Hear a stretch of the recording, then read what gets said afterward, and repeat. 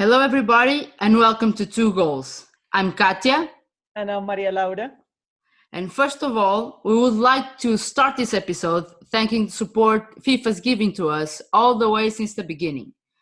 Thank you for believing in the power of women in football and women's football. And in today's episode, we are heading to Portugal. Our guest was born in Azores, São Miguel Island, but soon she moved to Lisbon to pursue her career. Or should we say careers?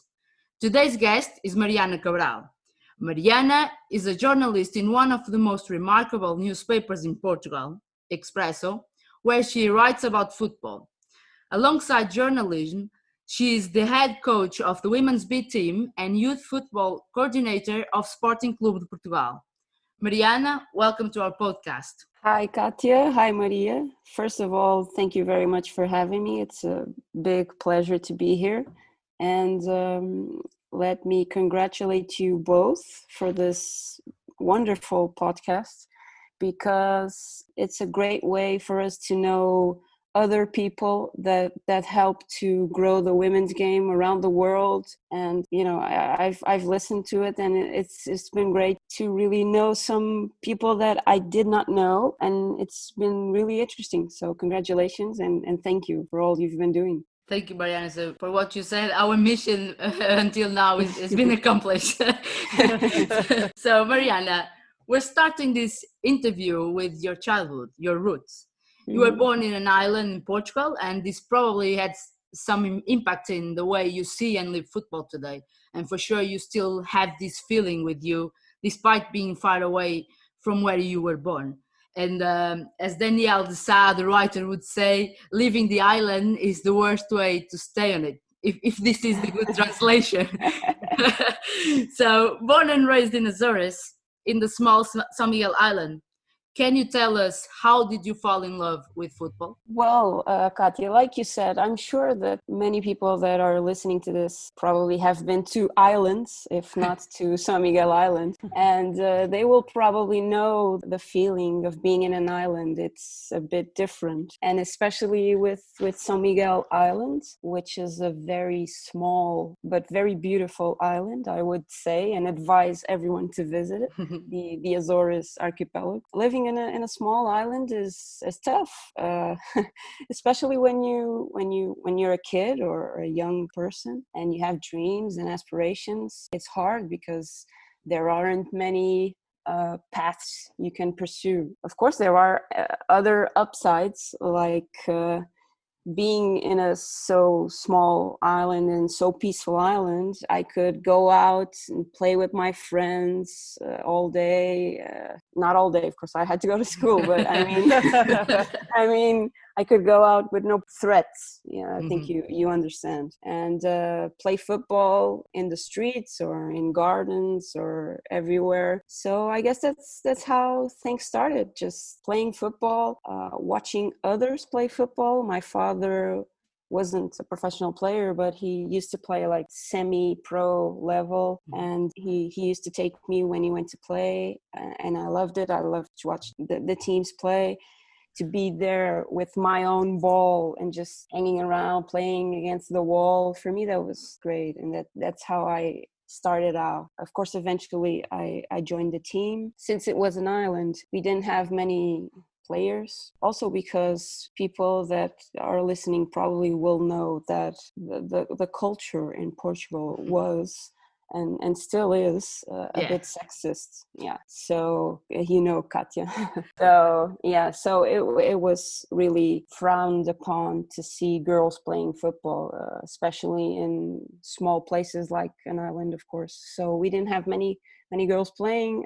We had like a very small championship with 5-a-side teams and then 7-a-side teams, but I don't know, maybe 5 teams. It was really small, but it was great because it was where my passion started. And all of the girls that played, there weren't many girls, but the girls that played really had that passion. That's the main thing, and I guess that's the reason we're all here today, talking to each other, Katia, Maria, and myself, because we have a passion for football, and that's the most important thing. Well, that couldn't be more true. I mean, that's the idea of this show, and Thank you so much for explaining it so well. And Yeah. actually, after you just described this amazing childhood, because I mean that island sounds really good. I mean, I would love to You live in should an island. visit. I will definitely.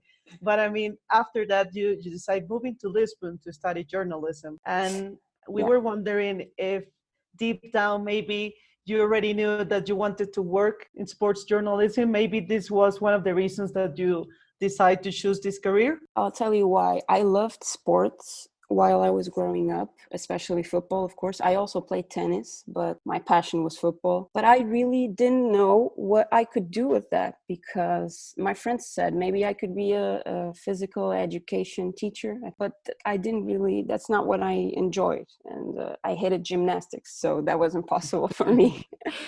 But then I had, my father was a journalist and my mother was an English teacher and a very avid reader. So I grew up around books and I loved writing. So it seemed fitting for me to be a journalist and to match that up with the sports side of my life. So being a sports journalist really fulfilled both things for me.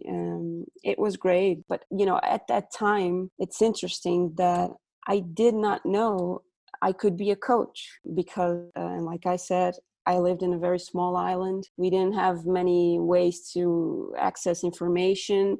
You know, internet nowadays is something. 20 years ago, it was something else, not the same, obviously. So it wasn't a real career path for me because I didn't know any female coaches. So fortunately, I think that's changed nowadays. I think girls now do know that they can be coaches or players, and that's really important for young girls growing up because maybe I don't know, but maybe if I had known I could have been a coach, maybe I would have been just a coach.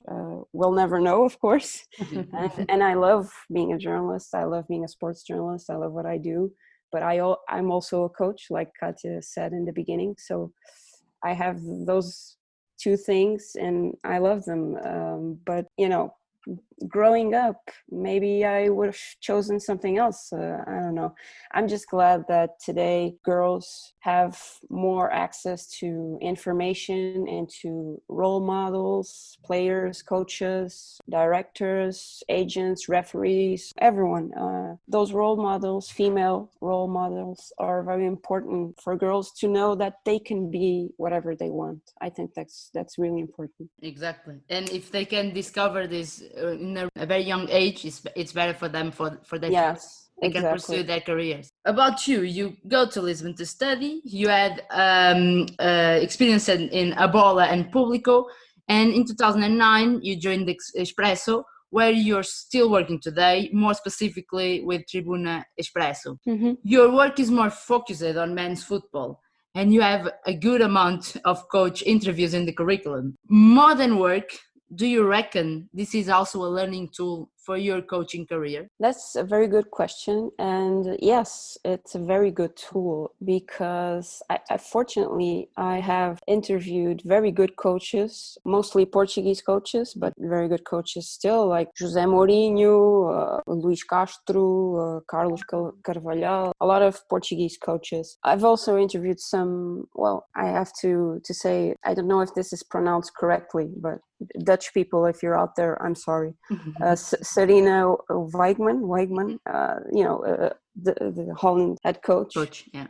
Yeah, at the Algarve Cup, and she was fantastic also. But yeah, like you said, these conversations are very interesting for me, and I think for the interviews as well, because I try to balance my themes, because you have some themes that are very interesting for coaches and other themes that are more interesting for the fans. So I try to balance the themes and to have interviews that are focused on the game, on technical aspects, on how you train, how you decide things in the games. So usually coaches like that a lot. People that our readers also like that. So it's kind of a very specific type of interview.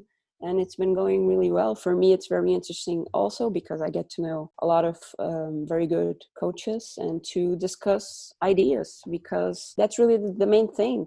I love being a coach. I love coaching, but I love being with other coaches and discussing ideas about the game, because it's impossible for two coaches to have the exactly the same view on the game and on training aspects. So it's great to talk about these things because you always get new perspectives from other people with other experiences, men, women, younger, older. It's obviously the same game for everyone, but with specific aspects when you try to put this in motion in the training sessions and in the ways you talk to coaches and the way you talk to players, to the staff, to everyone. So it's really interesting for me, and I think for the people that read the interviews also. Mariana, after speaking with you, I mean, I can sense the passion that you have and this multidisciplinarity path that you have followed, which is,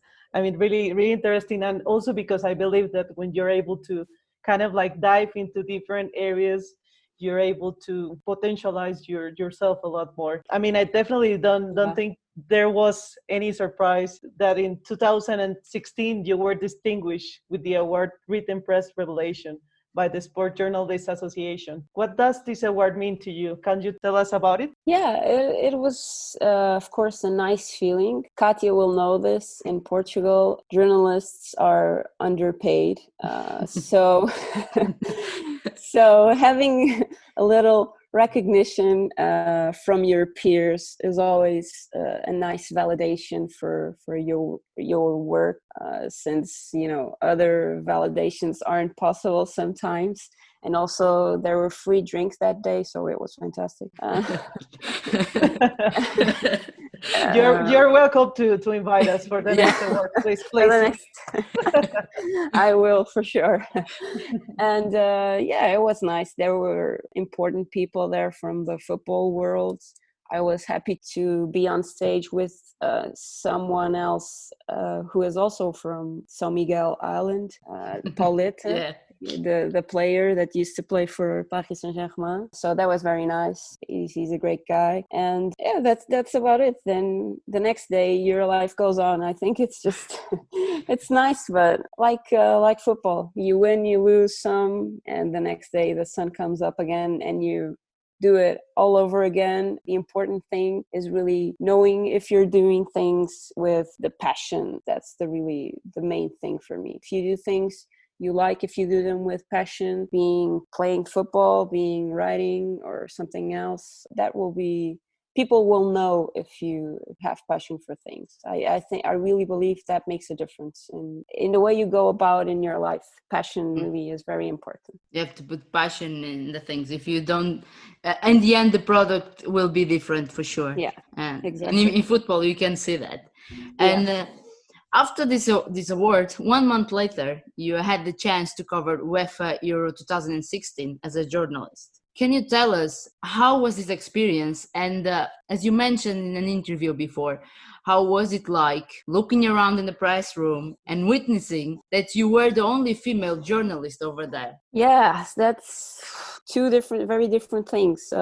Being in France was wonderful. The last part of what you said about the female journalists, that's horrible. I loved covering the Euro 2016 because I was in France for 35 days, so that's a really long time, and by car, by train, by bicycle, by everything possible, doing a bit of everything really, because I was alone, let's say. So we have a word in Portuguese which is desenrascar. Yeah. And desenrascar is like it's a Portuguese specialty. It's to get things done in any way possible. If you don't have a pen to write, you'll find a way to write with something else. You'll write with I don't know, with stone. ink or with stone, something. We always find a way to to get things done. That's more like it. And it was a wonderful experience, of course, to be in such a great competition, major competition for more than 1 month in a lot of cities, watching a lot of games, not just Portugal, but other national teams as well. And yeah, like you said, I think the sad part was that there were not many female journalists. Sometimes I was the only one in the press room, and I mean like in a big press room, like maybe 60 or 70 guys and one woman, and that's shocking, really. I think like I said, in Portugal our culture is still a little sexist. Mm-hmm. It's better now. Women now have more opportunities to work in sports and to work in football, especially. We have some women here in Portugal that go on TV and talk about football games, and that's obviously good. But it's a process that takes time. It's difficult, and I'm sure that happens in other countries as well. It's not easy sometimes for women to get into football, because football was mainly a men's game for a long time. And of course, it's not a men's game. We all know that. But it takes time to change people's mentalities. And the only way that will change is by, like I said, with the role models.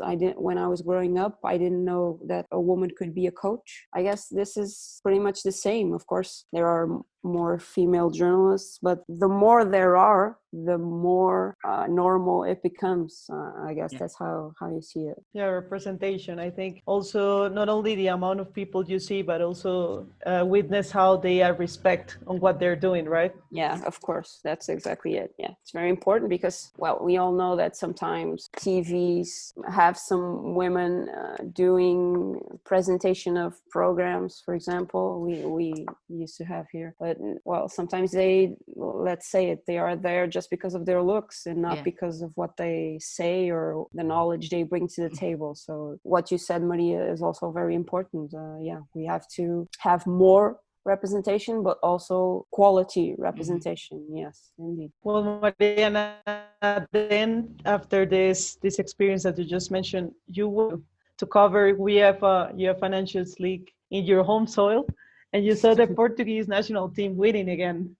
Please describe how is it, I mean, for a journalist like you, how is it being a professional, but also a fan winning a tournament? What's the difference there? Yeah, of course. Well, the Euro was a big surprise, because I guess no one in Portugal really imagined that we would win the Euro. So it was really something very surprising and very exciting at the time. I remember being in the final in the stadium, and that was fantastic. I'll never forget that final and that wonderful feeling with all my colleagues around me, everyone, people that some of the people I didn't know, but we had been together for like the past month. So we'd become friends. So everyone, well, we scored the winning goal, others scored, and of course there was a big party, let's say, in the stands. It's of course a nice feeling. You talked about the Nations Cup. The Nations Cup, well, it's not as big, but it's also nice. It's a nice tournament to host and for Portugal to win. Of course, we have to be honest. Of course, we're really happy if Portugal wins. It's a nice feeling. But I have to stress that the fact that I'm happy with Portugal's win has nothing to do with the fact that I have a job as a journalist to say or to explain to my readers what I saw. I have to say, okay, if this happened, if Portugal did not play well or whatever, if something bad happened, my duty is, of course, to say it. Sometimes people don't like that. People don't understand it and they get mad, but it's part of the job, I guess. It comes with the territory of being a journalist. I think we have a responsibility with the people that read us, with the people that trust us, that expect us to try to explain with our knowledge of the game, try to explain what happened to them in an honest way, in a straight way, not in a patriotic way, because if you want to read some patriotic something, then just, I don't know, call your dad. Of course, he'll tell you patriotic things. I'm here to do my job, and my job is to report as well as I can about what I see. I guess that's the main thing. Amazing. And you're also both a member of the jury of the France Football Ballon d'Or, where you choose the best female player in the world, and a member of the jury of the Guardian, which are in charge of choosing the best 100 women players in the world. Could you please tell us about having this responsibility of choosing the best female football players? Is it heavy? I mean, do you like it? Do you think that you are really proud of this? I would love to be in that group, Yeah, it's an honor. I am proud of it. I get really happy when it's time to vote. But after casting my vote, I get a bit nervous because it is a big responsibility. I want to be as fair as I can be, and I think it's important to obviously take it seriously, because it's a big responsibility. And like you said, Maria, many people would love to have that responsibility, so I try to take it very seriously, and it's great. Both of the awards. I guess the Guardian's list is a bit more balanced than the Ballon d'Or, because we're talking about a top 100, a lot of players, and of course we know that football isn't really an individual sport, but I understand. It's important to have such prestigious awards to recognize the importance to have the best female in the world, because even if, like the Ballon d'Or for females, it only appeared like a few decades after the men. So even if it's a few decades after, it's really important, because it's a recognition and it's a sign that women's football is evolving like crazy, and people really are acknowledging it. Like we said before, it's very important to have these awards, because it's a sign for girls, for role models. If you see, if a girl is watching TV and she sees Messi getting the Ballon d'Or, and then she sees Ada Egerberg getting the Ballon d'Or, that's wonderful, because she'll have not just a male role model that, of course, appears on TV a lot more times than the female players, but she'll also have a female role model that she can look up to. I said Egerberg, but I can say, I don't know, Pernille Harder or Renard. It doesn't matter, as long as they show up, as long as we have that recognition. I think it's very important. These awards are important because of that. It's another way to have people acknowledging the importance of the women's game and the importance of female players. Yeah, it's the representation. It's one thing also that we are always talking about is visibility. You have to you need to give visibility to these players, for the girls to see them and to have the Euros and the ones that they want to be in the future, for sure. Now we're leaving journalism aside and we're going to coaching. So you're a journalist by day, coaching by night, and during the weekends you're everywhere. Like Superman. Exactly. Like Superman, yeah. So you train teams such as 1 de Dezembro, Sport Lisboa Benfica, Estoril Praia, among others, and you're currently at Sporting Clube Portugal, where you are the head coach of the women's B team, and you're also the youth football coordinator. Looking back to the little Mariana we talked in the beginning, can you say that being a coach was always one of your dreams, as we talked before? Well, like I said before, when I was younger, I didn't know I could be a coach. And then even when I started playing, I played here in Portugal. When I came to Lisbon, I played in a bigger club, so it was a bit more serious. But of course, it was totally amateur. It wasn't professional, because we only have professional female teams here in Portugal. I think it's been 5 years now. So when I was playing, I'm 32 now. now, so it was a while back.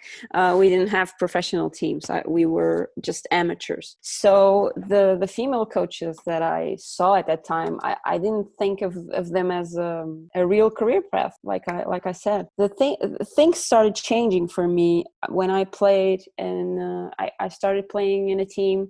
1º de Dezembro, they were the Portuguese champions at the time, and we used to play in the Champions League. And then I had a female coach, Helena Costa. She's nowadays a scout for Eintracht Frankfurt in Germany for the men's game, not for the women's game. And she was my coach at the time, and my views about the game started shifting at that time with her, because if you can get 11 of your friends and put them inside of a field, or in a field, I'm sorry, and they will play football, but they won't play as a team. Okay, because they haven't been trained for it. So I used to play football before Elena. I used to play football just for the sake of playing. I didn't really know what I was doing. But when I had her as a coach, I started understanding the nature of the game. I started understanding how to do things and why to do things, the tactical guidelines of the game. That's when it all started for me. And I used to ask her a lot of questions. We used to talk a lot, and she actually said that I should try to become a coach, maybe see if I liked it, and then just try to do it, because I was really excited with a lot of things we did in practice, and how did this exercise in training, how did it appear in the game afterwards.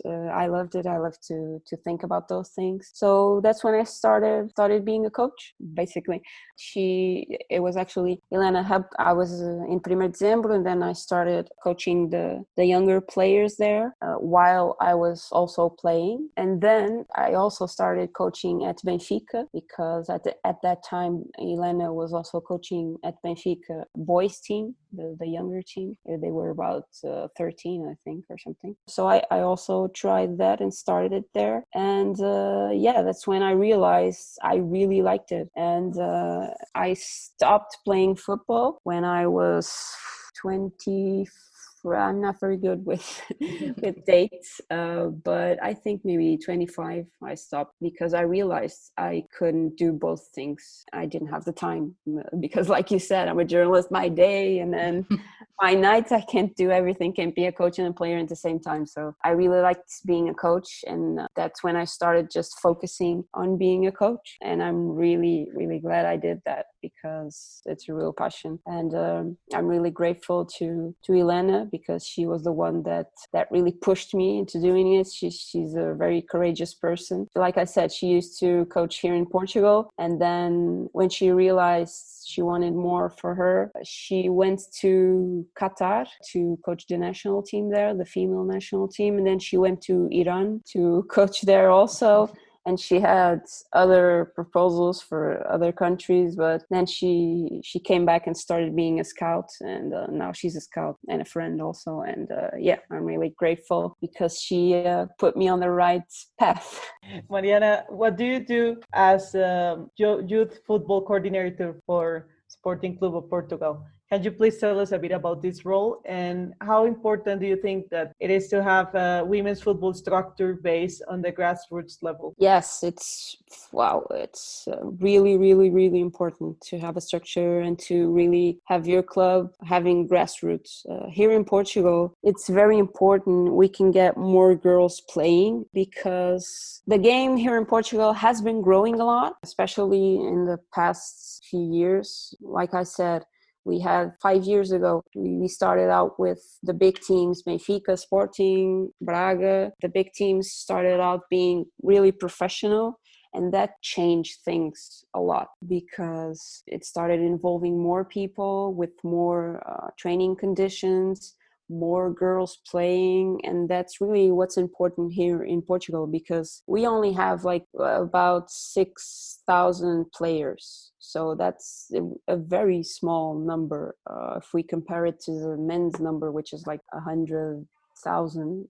It's ridiculous. So it's really important we can get more girls playing here. So we can do that by really having more teams in the grassroots level. So my job, of course, I coach the B team. We have the senior level team, the A team. Then we have the B team, which is just plays in the second division here against senior players. But the B team is just younger players, about 17, 18 years old, even younger sometimes. So we try to give them more stimulus, more experience before they can get to the A team, which is already a professional team. And then we have all of our teams in the grassroots level. And that's where the coordinator role kicks in. As a coordinator, my job is to set the guidelines for coaching. That's basically it. Setting the guideline, the tactical guidelines, for example, in a way that we think is better to evolve our players. Because we want our players here to play a lot, to touch the ball a lot, but also to understand the game from early ages, because that's really what will make a difference for them when they're older. So I have to set the guidelines for the coaches here to understand what's our methodology of training here in the club, our way of doing things. So basically, that's it. Our culture and the kind of player that we want to develop here in Portugal, because of course, culturally, players are very different from country to country. Let's say America, for example, of course, the Portuguese player is a player that's very gifted technically, but lacking other things like physicality. For example, if you go to the USA, you'll see that players. I have some family in the USA actually, and of course, sometimes I watch my cousin play there, and the games are extraordinarily different because in America the players have a lot more physical power than here in Portugal. In Portugal, the girls usually aren't very big or very strong, so we have other abilities. Each country has their abilities. So what we try to do here is develop our players in the best way we can so that they'll grow up and be great players. And of course, it's a pleasure for me and for our coaches as well to see players that you've coached since they were 10 and then see them now that they're professional, that they play professionally in the professional team here or abroad. It's a great pleasure. I think for me, maybe it's even a bigger pleasure than winning a trophy. Seeing a player that you had with you for so many years and evolving that player, helping the player learn the game, play better, understand it, and then seeing the player arriving at the top level, that's fantastic. It's a wonderful feeling. I get really emotional when I see my young girls going to the big stages. So that's basically my two roles within Sporting, which is one of the big clubs here in Portugal that tries to promote the women's game and of course to have more girls playing, because like I said, that's really the most important thing, because of course we have players in Portugal, or Portuguese players that are good. We had Claudia Neto, who played in Wolfsburg. Now she went to Fiorentina. We have Jessica Silva in Lyon. Portuguese players are good players. But the thing is, because we don't have many, things get difficult because you need quantity as well as quality for players to evolve. And sometimes we don't have that here. That's why we also do, one of our strategies is to play a lot against boys teams and men's teams, because we think it's better for some of our better players to evolve. But yeah, like I said, the Portuguese player is a good player, technically gifted, intelligent, understands the game. Of course, maybe it lacks in some things, like in the physicality of the game. But I think we're going in the right path, and the Portuguese national team is really evolving, and that's great for everyone. Great words to describe the panorama, actually. But regarding your coach license, you are UEFA B coach. Yeah. For you, becoming a UEFA A coach is your next step. And can you explain to us how is the process to apply for it, and if the women have the same chances as the men? Yeah, well, in Portugal, to get a C license, a UEFA C license, and a UEFA B license, it's really easy because we have in each district, we have like a football association of that district. And so people can go there and take the courses. So it's easier. When we get to UEFA A and UEFA Pro, these badges are the responsibility of the Portuguese Federation. So it's really, really hard to get into them because usually with the UEFA A badge, usually they only open one course each year. Actually, last year they didn't open it. But they did open it this year, and they only accept 30 people in the course, and they had more than 400 candidates. So I guess you can see it's hard for people to get into a UEFA A course here in Portugal, especially if you're a woman. It's harder because the criteria to getting into a UEFA A course is the first criteria is based in the men's game, the Portuguese men's league, the first division, and then the second division of the men's league. So just with these two criteria, boom, the course is full. Yeah, so it's obviously very hard for someone that's in the women's game to get a badge, a UEFA badge. I think this will change in the future because there have been complaints, and I think one of them was mine, of course. And I think that the Portuguese Federation will change the criteria, and I think they will understand the importance of having more women, more female coaches in Portugal, not just to grow the women's game, but also to be in the men's game.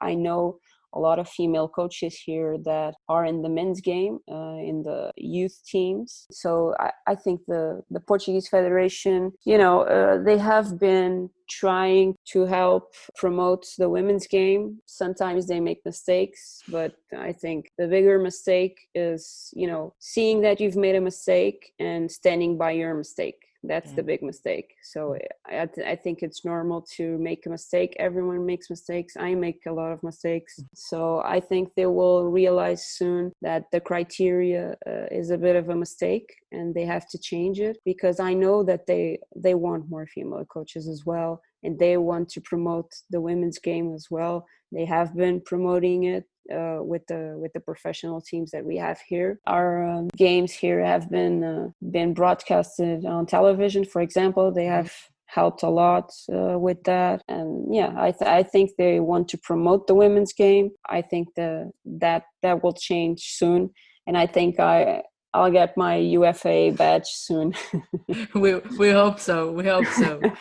And if they change, we hope that they change. This is my opinion, not only for Portugal, but for every country. They have to change it, but not only to tick the box. We hope they can do something more, because sometimes they only tick the box. And I'm talking in general. We need to look to these spaces as necessary spaces, not the tick the box because it's a woman. No. Yeah, it's very important. Yeah, because we need to grow the game in both sides. So if you only have 30 spots for people, and if you mix the criteria, it's very hard for the people that are in the women's game to get into that. Not just female coaches. We have also a lot of male coaches in our team, for example, in Sporting or in other teams.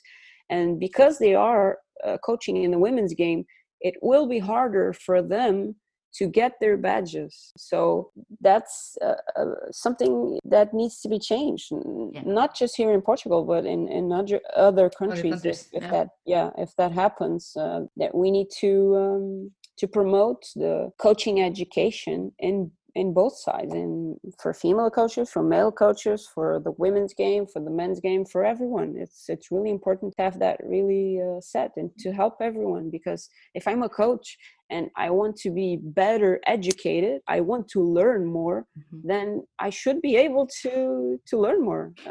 That's really the main goal of things. The coaches should be able to learn more. You just said everything. You should be able to. Yeah. So Yeah. now that we are just digging down in Portugal, despite, as you said, women's football is still in its infancy, the country hosts a prestigious women's football tournament, which hosts the best national teams in the world, the Algarve Cup. With a prestigious tournament like this, what is missing to Portugal be considering a prestigious women's team or country and raise the level? Yeah, when I was younger, and when I moved to Lisbon, I moved to Lisbon when I was 18 years old to come to college here. And wow, I was really happy that I could finally go to Algarve Cup and watch the games and watch the national teams play, some of the best in the world. And I was always appalled at how little people there were at the games. Sometimes I was watching, I don't know, let's say USA against Denmark, and there were like, I don't know, 50 people there. It was so surprising. I mean, shocking, really. Of course, this was, let's see, like 15 years ago. Okay, today things are better today. I think the Portuguese Federation has been trying to promote the women's game more, to promote Algarve Cup more. Algarve Cup was also, I think, not just the Portuguese Federation organizing it, but the Nordic federations as well, Norway and I think Denmark as well. And it was always a very good tournament. It should have been a tournament that really, today, it should still be the big tournament. And unfortunately, there was a time there that the Algarve Cup kind of, they let things go a little bit, and then other tournaments started appearing, like the Cyprus Cup, I think that's called. Mm-hmm. Yeah. And then the USA started the She Believes Cup, and now now there's big competition, so it's different. But it's still a very good tournament, and it's great for the Portuguese national team also to play against some of the best teams in the world. Like I said, in the past 5 years, when we started having professional teams here in Portugal, things have evolved really quickly, and I think they will keep evolving. But of course, things take time. We've had thousands of people watching games. That's important. I think people are already becoming fans of the women's game, of the Portuguese national team. Also in 2017, the Portuguese national team made it to the Euro, and that was the first time that Portugal made it to the Euro. So that was 3 years ago. It wasn't that long. So, but that was a big mark for Portugal, because everyone at that time started talking about the women's game, started watching the games, and of course that's important for the teams and for the girls to be seen on television, to be talked about on the newspapers. Here in Portugal, some of the people listening to this probably won't understand, but here in Portugal we have 3 sports papers, daily sports papers. So you can see that the Portuguese people are really crazy about there's sports papers, but let's say Football. more football papers. Yeah. Men's football papers. Men's. Yeah, exactly. So we have we have 3 papers. They have, I don't know, 50 pages, and then you have 1 page for the women's game. Yeah, usually. But things are getting better slowly. The TVs are broadcasting games, and that's important for Portuguese people to really get to know the players, know their names, know how they play. I think that's the main thing. You need to have references for things. You have to see the things to talk about them. Here we're going to have the Women's Champions League now is being broadcasted here in Portugal by 11 Sports, and usually the Women's Champions League is not broadcasted here by television. So this is a good step for us, and I think it's really important because it gives people an opportunity to watch women play. Sometimes this doesn't happen a lot, and I've received a lot of messages from people saying, wow, I watched, I don't know, Lyon or whatever, Manchester City, Barcelona play, and wow, it was fantastic. It was a great game. They played really well, and people, when they watch the games, they like it. They get surprised. I guess because they lack the knowledge to see things, right? Because when you don't see things, of course you don't know them, and of course you don't talk about them. So that's really important. We need to talk about players, talk about games, talk about teams. The more we talk about it, the more people will reach, and the game will grow even more. Mariana, we have learned so much from you today. And I mean, even though we love learning, this is what the idea, one of the main ideas that we have in the podcast. There is something that we love even more, which is living through the experience of others. So we know that you attend France 2019 and you were able to watch the Women's World Cup final. Could you please tell us in a few words, what do you felt back then? What do you think about the atmosphere, the product presented by FIFA?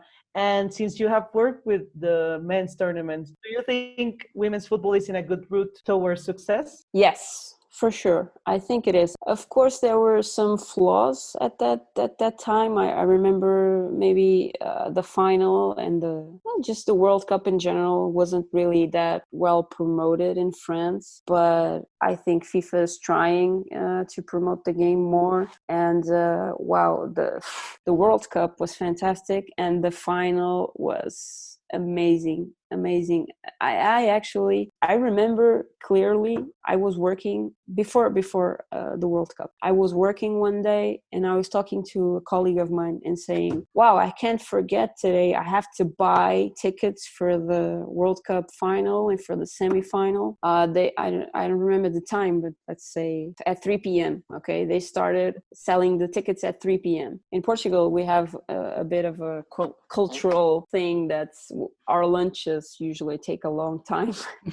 So we went out to lunch, my colleagues and I, and when we came back, it was about, I don't know, 3:30 p.m. more or less. I logged on to my computer and I tried to buy the tickets, and the tickets were sold out.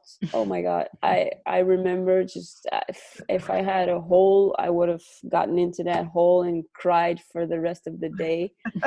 And there are no more tickets. But fortunately, I know someone that works in FIFA.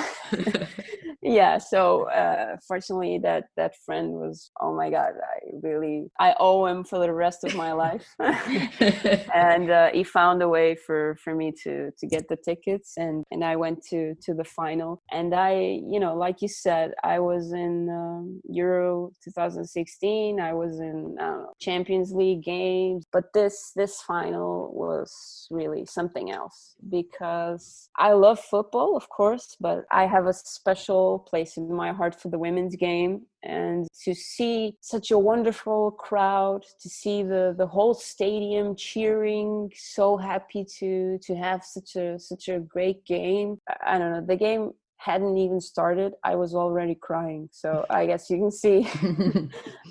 see how emotional it was for me. It was great. It was really a fantastic final. And then also, like I said, I have some family in the United States, so I was with my United States shirt, rooting for the United States. So it was great. But I have to say, I also like the Dutch team a lot, because they have a style of play that I prefer, actually. But I have a special place in my heart also for the USA. Yeah, it was just a fantastic final. I couldn't tell if I was working there. I couldn't tell if it was a men's final or a women's final. It was just the same atmosphere, the same buzz, the same, I don't know, adrenaline rushing in the air. You could see people were really happy and really excited for the game. It was great. Packed stadium. It was really the best game I've watched from the stand. Amazing. It was really a milestone, and we are already hoping to have another milestone in 2023. Mariana, we are heading to the final of this episode, and we would like to play a game with you. So we have 5 questions, and you have to answer them straight away. You can justify yourself if you want, but you have to answer straight away or choose one of the options. Okay? So let's go. First one, your dream team to coach. Can be a national team if you want. Yeah, maybe that's better to say. I can't give you just one answer. I'll tell you why. At this point in my career or in my life, what I would really like to do and how I really see myself is being a coach professionally somewhere, because I'm not a coach professionally, as you know, like we've talked about. So I would like to be a professional coach. I guess that's the first step, and maybe the more important step. Now when I get there, maybe I can choose some other club or a dream with some other club, but of course the Portuguese national team is a dream for every coach that's here in Portugal. I think that's normal. I really love Barcelona because of everything it represents, the style of play they have. I really like it, but there are other teams I really like. Of course, now I'm in Sporting. Of course I would also love to coach Sporting, but like I said, the main thing for me and my passion is a passion for the game, for football, for training, for thinking about how to come up with exercises, how to come up with better ways to train and better ways to play and to explain this to players. So just being a coach professionally in a club. Yeah. Okay. I'm sorry, it was a very long answer. No, you explained very well. But it's difficult. Yeah. Very good. The second one, Megan Rapinoe or Alex Morgan? Well, Difficult. it's not difficult. Megan Rapinoe. Okay. And the difficult thing is, I'll tell you what. I actually have an Alex Morgan shirt, not a Rapinoe. That's why we have the question. But when I played, I was number 13, so that's why. Oh. No, I'm kidding. It's actually surprising because before I went to the World Cup final, I tried to buy the new USA shirt. I had another one, but it was really old, and it was from the men's game, not from the women's game, really. So I tried to buy a Rapinoe shirt, but I couldn't. It wasn't available. Her name wasn't available on the website. This is crazy, but it's real. It wasn't available, and then the only way I could buy it was with Alex Morgan, and then Alex Morgan. I like Alex Morgan. That's I do.